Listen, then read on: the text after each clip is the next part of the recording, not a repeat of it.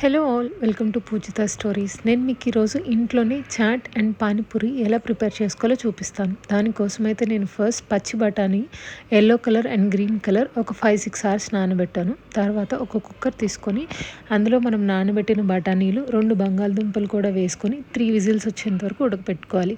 నేనైతే పానీపూరి చిప్స్ బయట కొనుక్కొచ్చుకున్నానండి.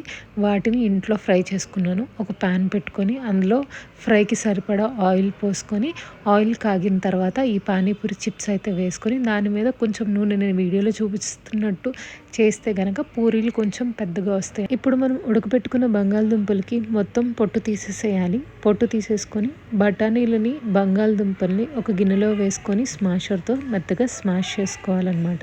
ఇప్పుడు చాట్ చేయడానికని ఒక ప్యాన్ పెట్టుకొని అందులో 2 టేబుల్ స్పూన్స్ ఆయిల్ వేసుకొని 2 పచ్చిమిరపకాయలు, ఒక ఉల్లిపాయ, అది వేగిన తర్వాత ఒక టమాటో కూడా కట్ చేసుకొని మొత్తం 3 బాగా వేగిన తర్వాత బఠానీ పేస్ట్ని ఇందులో వేసేసి ఒక 5 to 6 మినిట్స్ అయితే ఉడకపెట్టుకోవాలి. అది ఉడికిన తర్వాత అందులో ఒక టేబుల్ స్పూన్ ఉప్పు అండ్ ఒక టేబుల్ స్పూన్ కారం కూడా వేసుకొని ఇంకొక 5 to 10 మినిట్స్ పాటు సిమ్లో ఉడకపెట్టుకోవాలి.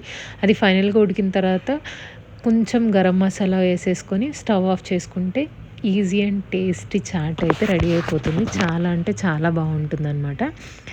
మీరు కూడా తప్పకుండా ఈ రెసిపీని ట్రై చేయండి. ఇప్పుడైతే నేను ఇంట్లో పానీపూరి ఎలా చేసుకోవాలి అనేది అయితే చూపిస్తాను. దానికోసం అయితే ఫస్ట్ ఒక గిన్నె తీసుకొని ఆ గిన్నెలో కొంచెం చింతపండు నానబెట్టుకో. ఇప్పుడు ఒక మిక్సీ తీసుకొని అందులో 5 పచ్చిమిరపకాయలు, కొంచెం కొత్తిమీర, పుదీనా అండ్ అలాగే ఒక 1/2 టేబుల్ స్పూన్ ఆఫ్ ఉప్పు అండ్ కొంచెం నీళ్ళు కూడా పోసుకొని ఫైన్ పేస్ట్ లాగా చేసుకోవాలి.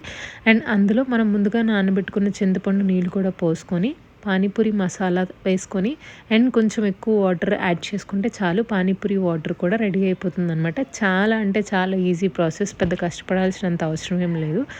మీరు కూడా ఈ రెసిపీని ట్రై చేయండి. ట్రై చేసి ఎలా ఉందో మాకు చెప్పండి. మా వీడియోస్ కనుక నచ్చితే please do like, share and subscribe. Thank you.